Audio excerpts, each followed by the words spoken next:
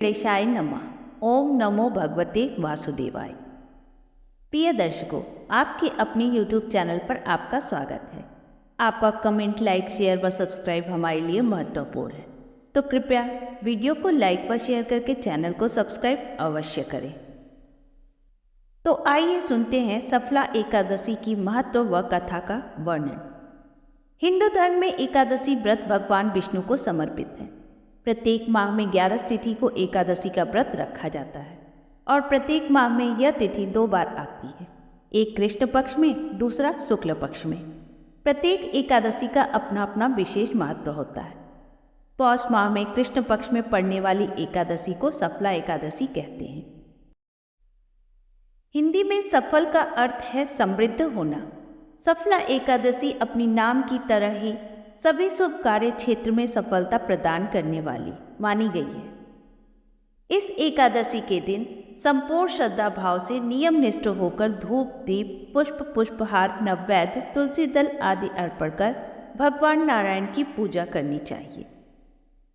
भक्त वत्सल भगवान श्री कृष्ण ने धर्मराज युधिष्ठिर को इस व्रत की विशेषता बताते हुए कहा है कि इस एकादशी के दिन मेरे ही नारायण स्वरूप की पूजा की जाती है। अधिक से अधिक दक्षिणा पाने वाले यज्ञ से भी मैं उतना प्रसन्न नहीं होता हूँ जितना इस एकादशी के दिन उपवास रखने से होता हूँ। जिस प्रकार नागों में शेषनाग, पक्षियों में गरुड़, सभी ग्रहों में चंद्रमा, यज्ञों में अश्वमेघ यज्ञ और देवताओं में भगवान विष्णु श्रेष्ठ हैं, उसी प्रकार सभी व्रतों में एकादशी का व्रत श्रेष्ठ है। जो मनुष्य सदैव एकादशी का व्रत करते हैं वे मुझे परम प्रिय हैं। इसलिए मनुष्य को अत्यंत श्रद्धा भक्ति से युक्त होकर विधि पूर्वक इस व्रत को करना चाहिए। हे राजन, अब मैं इस परम फलदायी एकादशी की कथा सुनाता हूँ। एकाग्रचित होकर सुनिए। एक समय चंपावती नगरी में माहिष्मान नाम का राजा राज्य करता था। उसके 4 पुत्र थे। उन सब में उसका ज्येष्ठ पुत्र बड़ा ही पापी था, जिसका नाम लुम्बक था। वह सदैव पर स्त्री, वैश्यागमन आदि दूसरे बुरे कर्मों में अपने पिता का धन नष्ट किया करता था। जब राजा को अपने पुत्र के ऐसे कुकर्मों का पता चला तो उन्होंने उसे अपने राज्य से निकाल दिया। राज्य से बेदखल होने के पश्चात वह जंगल में चला गया और वहीं पशुओं को मारकर, उनका मांस खाकर या वृक्षों के फल खाकर अपना गुजारा करने लगा। उसी वन में एक अति प्राचीन पीपल का वृक्ष था। लोग इस वन को देवताओं का क्रीड़ा स्थल मानते थे और उस पीपल वृक्ष की पूजा करते थे। लुम्बक उसी वृक्ष के नीचे रहने लगा। एक समय पौष माह में कृष्ण पक्ष की 10वीं तिथि को अधिक शीत और वस्त्रहीन होने के कारण वह सारी रात सो न सका। शीत के कारण उसके हाथ पैर अकड़ गए और सूर्योदय होते होते वह मूर्छित हो गया।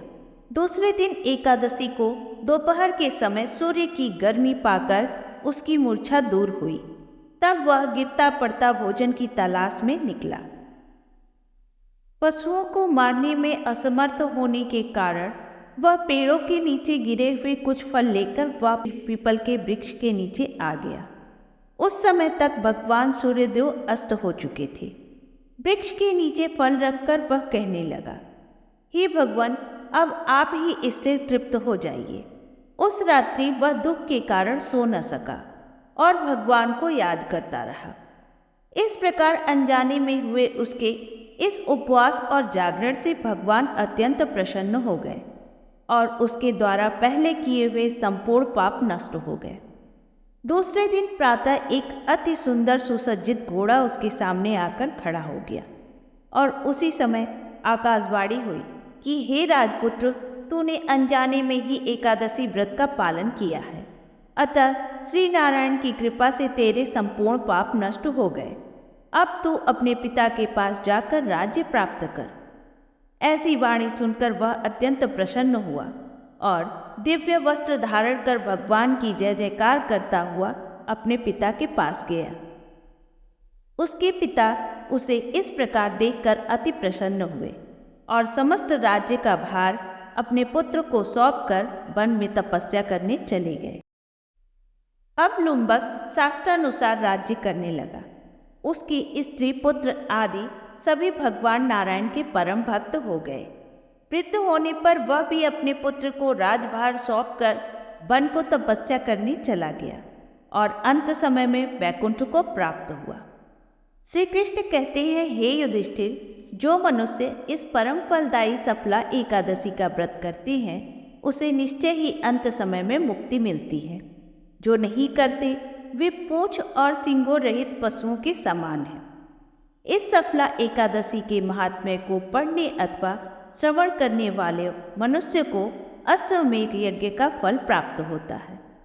इस प्रकार सफला एकादशी की कथा संपूर्ण हुई। तो प्रेम से बोलिए लक्ष्मी नारायण की जय, एकादशी माता की जय। यदि आपको यह कथा अच्छी लगी हो तो वीडियो को ज़्यादा से ज़्यादा लाइक व शेयर करें। यदि आप हमारे चैनल पर नए हैं तो चैनल को सब्सक्राइब अवश्य करें व नई वीडियो की जानकारी के लिए बेल आइकन प्रेस करें। धन्यवाद।